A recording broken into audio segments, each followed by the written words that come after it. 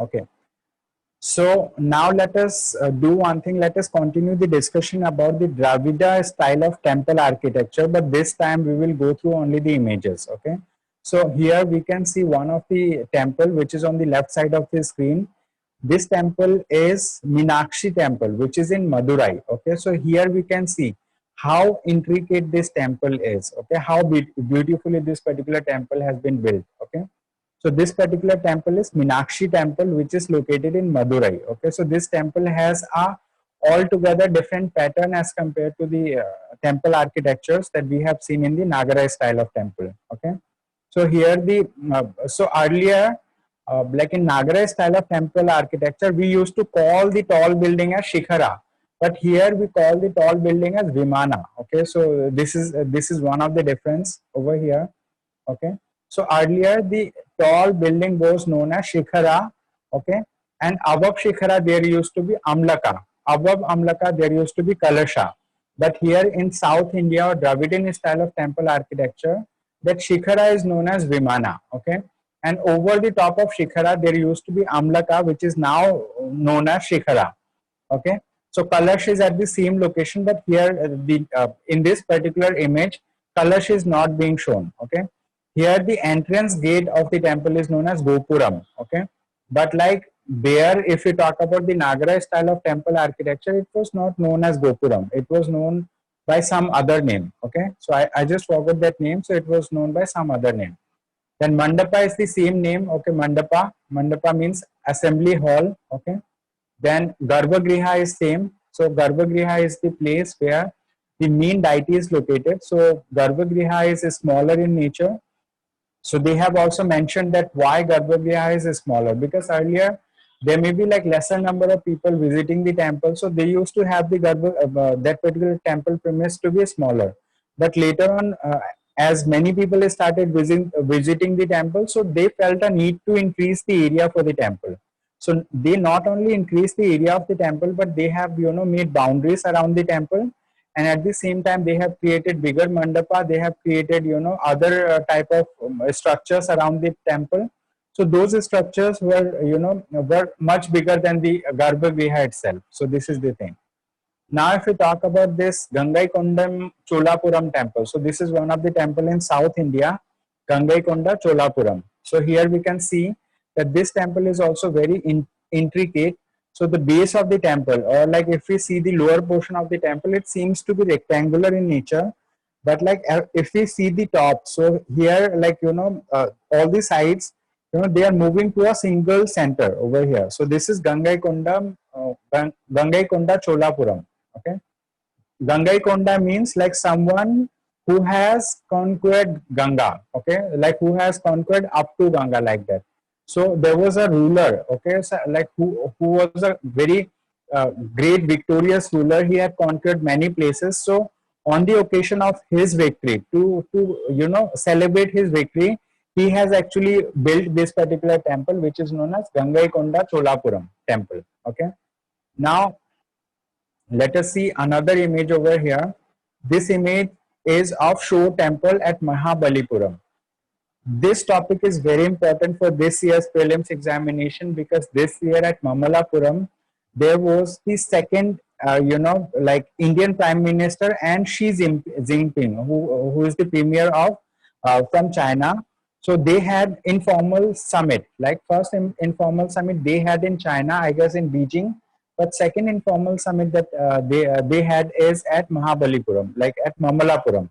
So here we have Shore Temple, and Shore Temple is one of the World Heritage Sites. Okay, so that's why this is important, and this particular information is also important. So we will go through it. Okay, this entire paragraph we'll go through it again. Then this is the image of Nandi. Nandi means like this is the calf wolf. Sorry, bull. Okay, calf bull. So this is Nandi, and it is at Baradeshwarar. Okay, Baradeshwarar. Okay, so I'll be reading this particular paragraph here, because like this information is very important for this year's exam.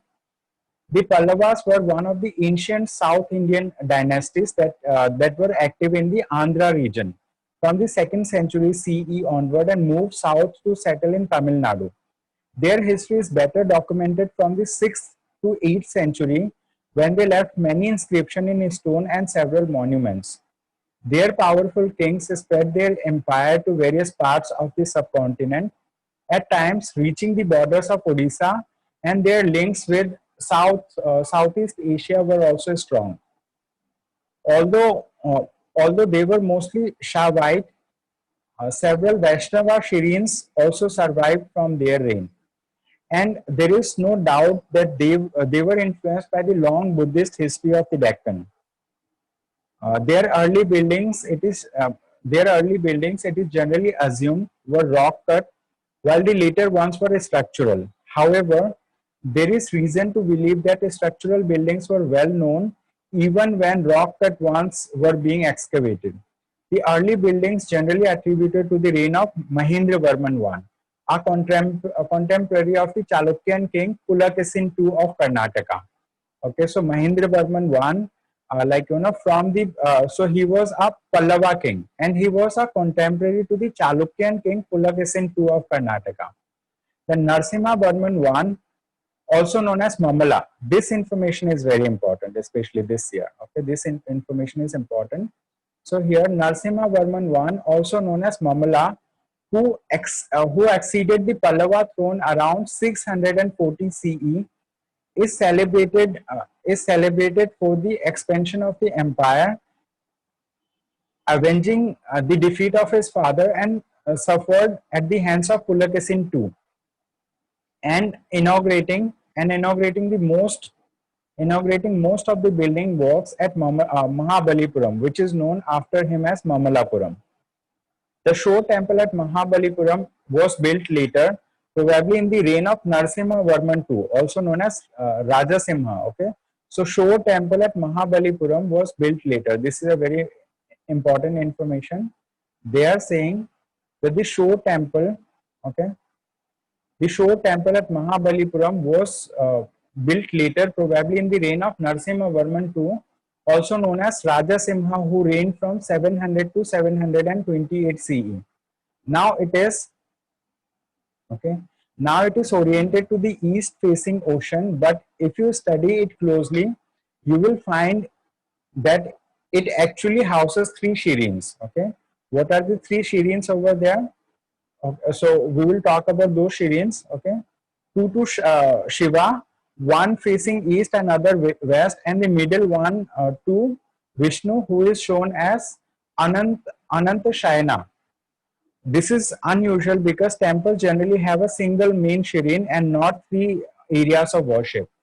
Okay, so we have already seen some of the images. Nandi image we have seen. Now let us see the image of Daradeshwarar at Thanjavur. So this is one of the images at Daradeshwarar, Thanjavur.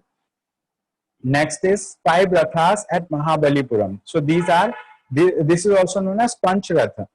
Okay, 5 rathas at Mahabalipuram.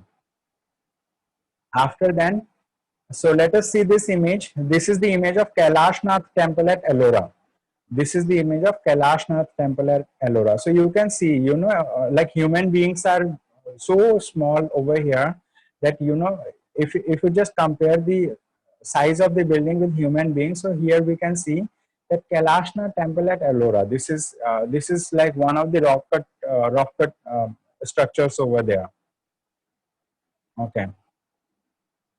This is another temple at Badami. Okay, so this is a temple at Badami. So it seems that the temple is located, at the side of a lake over here.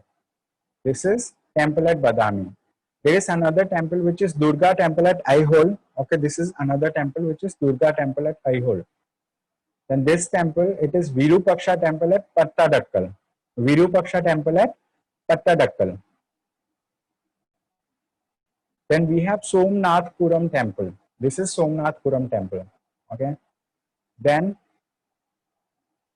we will see this Nataraja at Halevid. Okay, so this is Nataraja at Halevid. Okay. So this is all. Okay, for today. So we have seen all the images under Dravida style of temple architecture. Okay. So I'm just muting, like